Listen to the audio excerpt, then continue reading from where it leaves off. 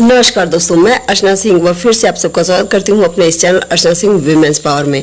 आज मैं अपने इस वीडियो के माध्यम से भारत की एक ऐसी तेज-तर्रार नेता के बारे में बताने जा रही हूं, महिला नेता के बारे में, जिनको लोग ममता दीदी के नाम से जानते हैं। और खासकर हमारे जो पश्चिम बंगाल राज्य है वहाँ पर इनकी लोकप्रियता तो इतनी है कि इनके इशारों पर कहें तो पूरा बंगाल है नाचता है, यानी बंगाल इनके इशारों पर चलता है, कहें तो गलत नहीं होगा।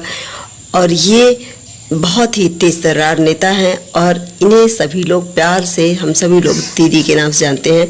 जी हाँ, ममता दीदी यानी ममता बनर्जी के जीवन चरित्र के बारे में आज मैं बताने जा रही हूँ कि किस तरह का उनका बचपन रहा, किस तरह से राजनीति में उनकी एंट्री हुई और किस तरह का उनका व्यवहार है। तो चलिए मैं बात करती हूँ ममता दीदी यानी ममता बनर्जी जी के बारे में। ममता बनर्जी यानी ममता बंदोपाध्याय का जन्म कोलकाता, पूर्व कोलकाता में पश्चिम बंगाल के एक बंगाली हिंदू परिवार में हुआ था। उनके माता पिता प्रोमिलेश्वर बनर्जी और गायत्री देवी थे। बनर्जी के पिता प्रोमिलेश्वर एक स्वतंत्रता सेनानी थे। इनकी चिकित्सा के अभाव में उनकी मृत्यु हो गई थी जब वह सिर्फ 17 साल की थी। 1970 में ममता बंदोपाध्याय ने देशबंधु शिशुपाल से उच्च माध्यमिक बोर्ड की परीक्षा पूरी की। उन्होंने जोग माया देवी कॉलेज से इतिहास में स्नातक की डिग्री प्राप्त की। बाद में उन्होंने कलकत्ता विश्वविद्यालय से इस्लामी इतिहास में अपनी मास्टर डिग्री हासिल की। इसके बाद श्री शिक्षाशयन कॉलेज से शिक्षा की डिग्री और जोगेश चंद्र चौधरी लॉ कॉलेज कोलकाता से कानून की डिग्री प्राप्त की। उन्हें Kalinga institute of industrial technology Bhubaneswar से डॉक्टरेट की मानद उपाधि भी मिली है। उन्हें कलकत्ता विश्वविद्यालय द्वारा डॉक्टरेट ऑफ लिटरेचर डी.लिट की डिग्री से भी सम्मानित किया गया था। अब ममता बनर्जी यानी ममता बंदोपाध्याय की राजनीति में शामिल हो गई थी जब वह केवल 15 वर्ष की थी। योग माया देवी कॉलेज में अध्ययन के दौरान उन्होंने कांग्रेस आई पार्टी की छात्र शाखा छत्र परिषद यूनियन की स्थापना की, जिसने समाजवादी एकता केंद्र से संबद्ध अखिल भारतीय लोकतांत्रिक छात्र संगठन को हराया। भारत कम्युनिस्ट व पश्चिम बंगाल में कांग्रेस आई पार्टी के भीतर अन्य स्थानीय राजनीतिक संगठनों में विभिन्न पदों पर कार्यरत रहीं। दिसंबर 1992 में ममता ने एक शारीरिक रूप से अक्षम लड़की फेलानी बशाक को, जिसका कथित तौर पर सीपीआईएम कार्यकर्ताओं द्वारा बलात्कार किया गया था, राइटर्स बिल्डिंग में तत्कालीन मुख्यमंत्री ज्योति बसु के पास ले गईं। लेकिन पुलिस ने उन्हें उत्पीड़न करने के बाद गिरफ्तार कर लिया और हिरासत में ले लिया।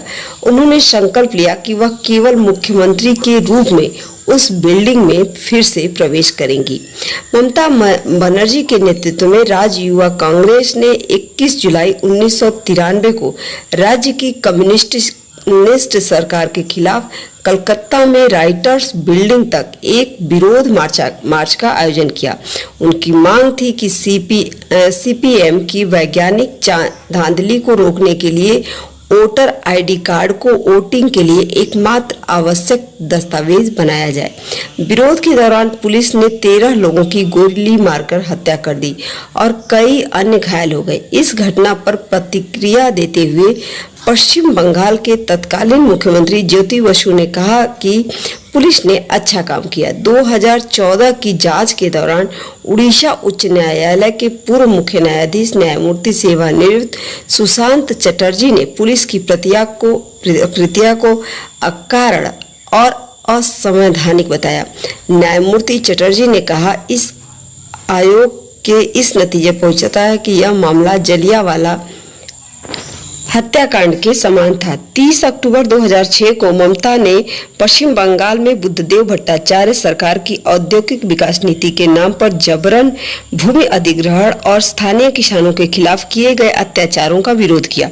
जब इंडोनेशिया स्थित सलीम समूह के मालिक बेनी संतोषो ने पश्चिम बंगाल में एक बड़े निवेश का वादा किया था तो सरकार ने उन्हें कारखाना स्थापित करने के लिए हावड़ा में एक खेती की जमीन दे दी थी।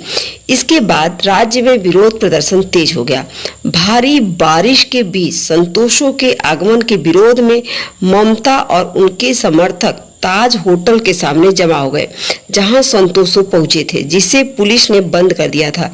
जब पुलिस ने उन्हें हटाया तो उन्होंने बाद में संतोषो के काफिला का पीछा किया। सरकार ने एक योजनाबद्ध काला झंडा प्रदर्शन कार्यक्रम से बचने के लिए संतोषो के कार्यक्रम के समय से 3 घंटे पहले कर दिया था।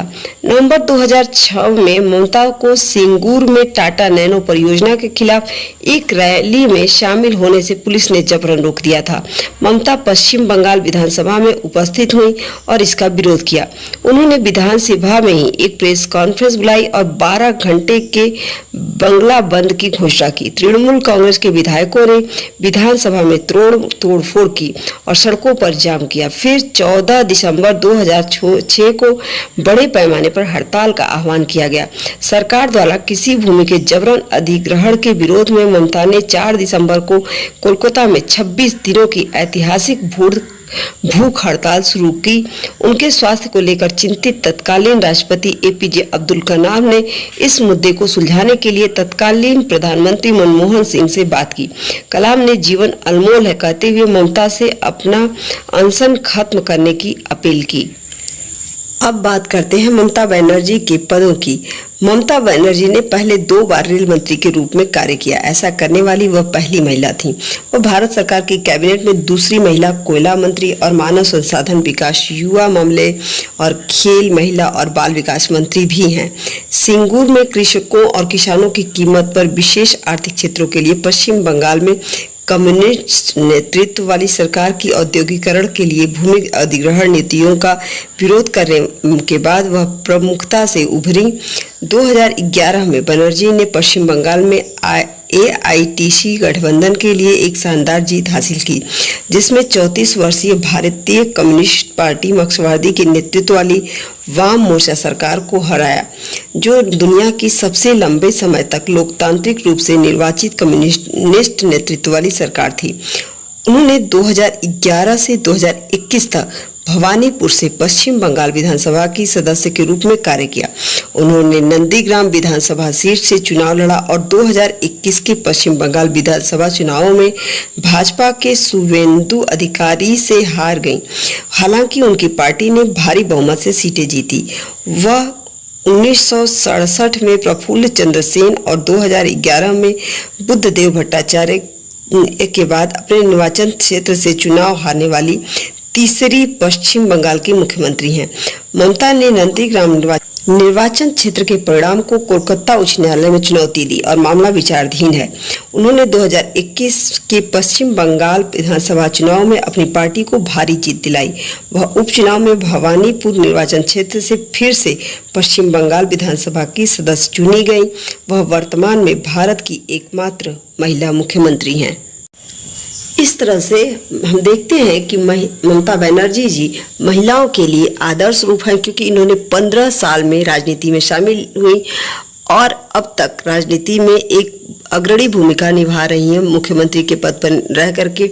तो कुल मिलाकर हम कह सकते हैं कि ममता बनर्जी सभी महिलाओं के लिए आदर्श हैं कि हम किस तरह से अपने आप को स्थापित कर सकते हैं अपने देश में, समाज में, राज्य में। तो इसलिए महिलाओं को अग्रणी भूमिका निभानी चाहिए और अपने अटल रहना चाहिए। अपने भूख हड़ताल उन्होंने किया या जो भी किया, तो इस तरह से अपने निर्णयों पर अटल रह करके उन्होंने साबित किया है महिला सशक्तिकरण को, और हम सभी को उनसे सीखना चाहिए और उनके जीवन चरित्र को अपने जीवन में उतारने की कोशिश करनी चाहिए। और हम सभी के लिए वो एक आदर्श है और उनके जीवन से हम सभी को ये सीखना चाहिए। हर महिला को एक सबक है कि हमें भी आगे बढ़ने का एक मौका ढूंढना